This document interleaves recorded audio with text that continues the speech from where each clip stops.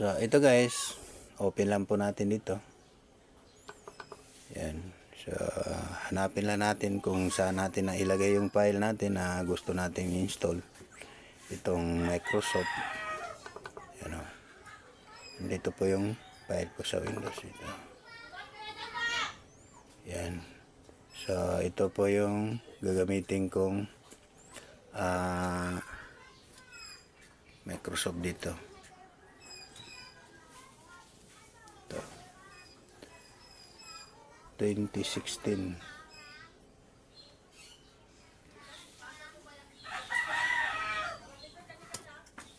Yan o. 2016 po siya guys. So, double click natin para po ma-open natin. Ay, sorry.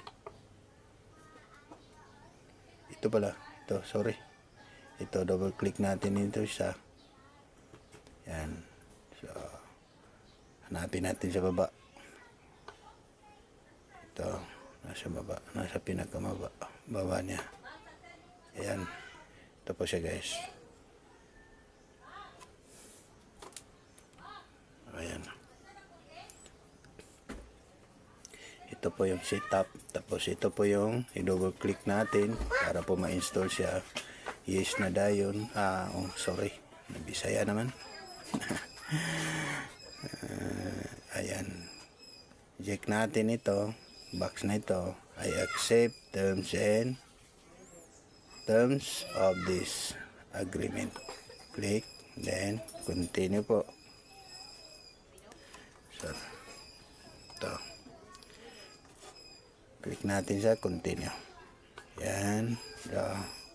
Sunod. Sandali. Sunod. Install now. Ito po. So, yan. Hintayin na po natin yan siya matapos guys. Yan o. Hintayin na po natin yan siya matapos.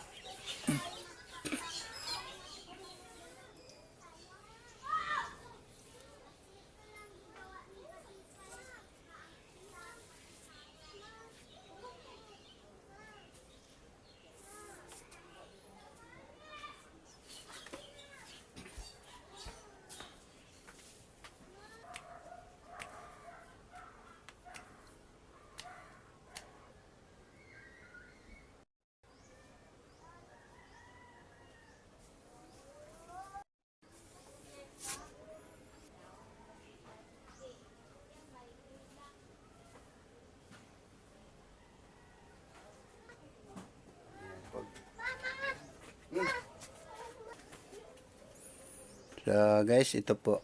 Tapos na po ito. Ready na po ito siya. Yan.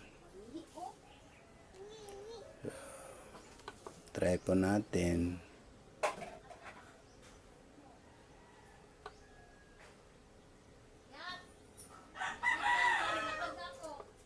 Ito.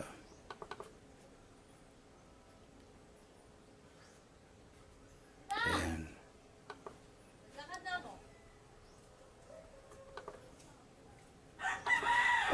Ayan.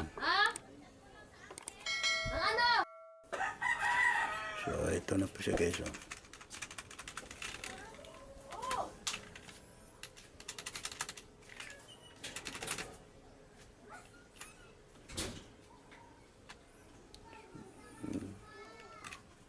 Okay na po yan guys.